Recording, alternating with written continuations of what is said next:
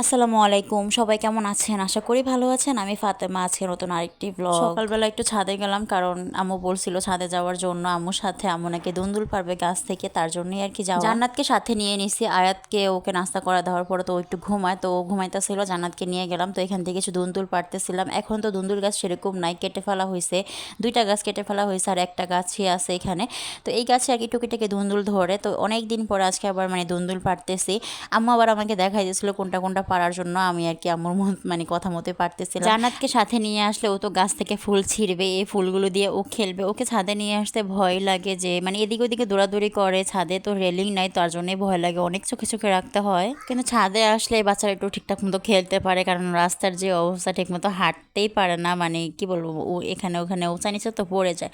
তো নিচে আসলাম, আসার পর আয়াত তো ঘুম থেকে উঠে গেছে, ওকে আবার গোসল টোসল করাই দিয়েছি, দুজনকে গোসল করাই দিয়েছি। তো এখানে খেলতেছে, কান্নাকাটি করতেছে, কি বলবো, সারাদিনই ওদের কান্নাকাটি খেলা এগুলি করতে করতে দিন পার হয়ে যায়। আর এই যে এত একটা কষ্টের মুহূর্ত, যারা চশমা ইউজ করে তাদের মনে হয় চশমা ভেঙে গেলে জীবনটা বের হয়ে যায় এমন একটা অবস্থা। আমি সব সময় 2-3টা ফ্রেম একসাথে আর কি বানিয়ে রাখি, কারণ একটা ভেঙে গেলে তো আমি আরেকটা ইউজ করতে পারি। কিন্তু আমি 2টা ফ্রেম এবার বানাইছিলাম, একটা 1 মাস 12-13 দিন গেছে, জান্নাত ভেঙে ফেলছে, আর এইটা আমার 4 মাসের মতো গেছে। এটা আবার আজকে আয়াত ভেঙে ফেলছে, আজকের দিনটা আমার পুরো কুফাই একটা দিন গেছে। চশমা তো ভাঙছে, কিন্তু এটা তো দোকানে গেলে আমি ঠিক করতে পারবো বা নতুন করে ফ্রেম নিতে পারবো। কিন্তু দোকানে বাহিরে যে অবস্থা দেখছি, আসলে সেটা বলার মতো না। প্রথমে তো জ্যাম ছিল, আর আজকে যে সোমবার ছিল সেটা আমার একদমই মনে ছিল না, মাথাতেই ছিল না। এমন একটা অবস্থা, আমি যে অটোতে উঠছি, আমি যাচ্ছি, তখন আমার মনে পড়ে নেই যে আজকে সোমবার। আমাদের এখানে সোমবার আবার সব শপিং মল টল সব কিছু বন্ধ থাকে, সব কিছু একবারে টোটালি বন্ধ থাকে।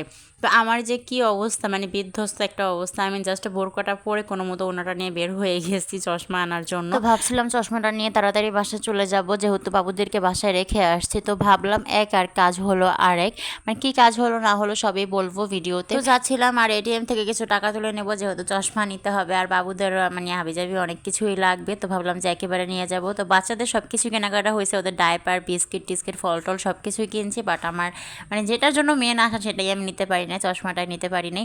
তো সব দোকান বন্ধ ছিল, চশমার একটা দোকানও খোলা ছিল না। আমি যখন অটো থেকে নামছি তখন তো আমার মাথায় একটা বাস পড়ছে, আমি এখন কি করব বা কীভাবে আমি করবো, আবার কালকের জন্য আবার ওয়েট করতে হবে, এমন একটা অবস্থা ছিল। তো ভাবতেছিলাম যে শামসুল্লাহ খান স্কুলের এখানে দোকানগুলি খোলা আছে, এখানে দোকানগুলি খোলা থাকলে সেখান থেকে নিয়ে নিবো, আর যে দোকান না খোলা থাকে তাহলে তো হয়েছে। তো একটা দোকান খোলা ছিল আলহামদুলিল্লাহ, তো সেখান থেকে চশমাটা নিয়ে নিলাম। সেম এরকম ফ্রেম ছিল, তো বাট আমি এইটা নিয়ে নেই, পেস্ট কালারটা নিয়েছি, এটা তো একবার ইউজ করছি, ভাবলাম যে একবার অন্যটা ইউজ করে দেখি। যাই চশমাটা নিয়ে বাসায় চলে আসলাম, আর এই তো আমার চশমাটা কেমন হয়েছে জানাবেন। এই কালারটা আমার কাছে মোটামুটি ভালো লাগছে। প্রথমে ভাবছিলাম মিষ্টি কালারটা আনবো, পরে ভাবলাম যে না, ওইটা তো ইউজ করা হয়েছে, তো ওইটাই নিয়ে আসি, তার জন্য এটাই নিয়ে আসা আর কি। তো যাই হোক, আজকের মতো এতটুকু, সবাই ভালো থাকবেন, আল্লাহ হাফেজ।